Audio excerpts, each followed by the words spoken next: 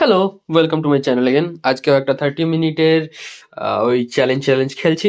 তো তাতে দেখা যাচ্ছে আমি 5 মিনিটের একটু কম 3 মিনিট প্রায় হয়েছিল।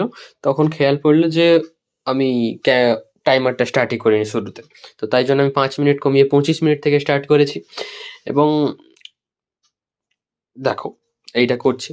এবং এর রেফারেন্স ছবিটা খুব একটা ক্লিয়ার ছিল না, আবছা থেকেই নিয়েছিলাম যাতে আমি জাস্ট র্যান্ডমলি করতে পারি।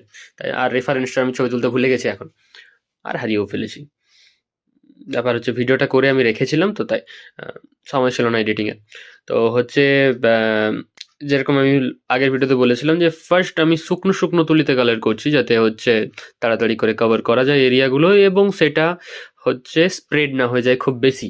কিন্তু শেষের দিকে দেখো দেখো চুল আঁকতে গিয়ে একটু স্প্রেড হওয়ার দরকার পড়ে। চুলের যে বাউন্সিনেসটা আছে ওটা যদি আমাকে হাতে একটার পর একটা দিয়ে করতে হয়, একটা একটা চুলের স্ট্যান্ড দেখিয়ে করতে হয়, তাহলে ওটা অনেক সময় সাপেক্ষ।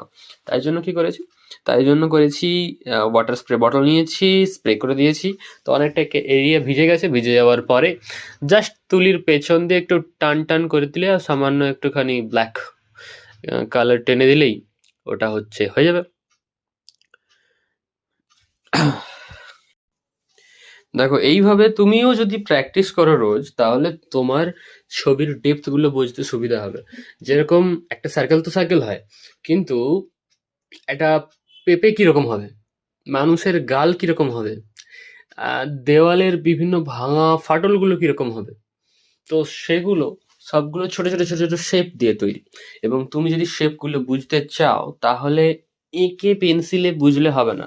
পেন্সিলে বুঝলে ও প্রপার শুধু ওটাই আঁকা হবে, কিন্তু আমাকে অল ওভার একটা শেপ চাই। তো তার জন্য এভাবে প্র্যাকটিস করতে হবে। ওকে, আজকের জন্য টাটা। ছবিটা কেমন লাগলো আমাকে জানাবে। আমি জানি খুব একটা ভালো হয়নি, তবে 30 মিনিটের মধ্যে আমার এটা হয়েছে।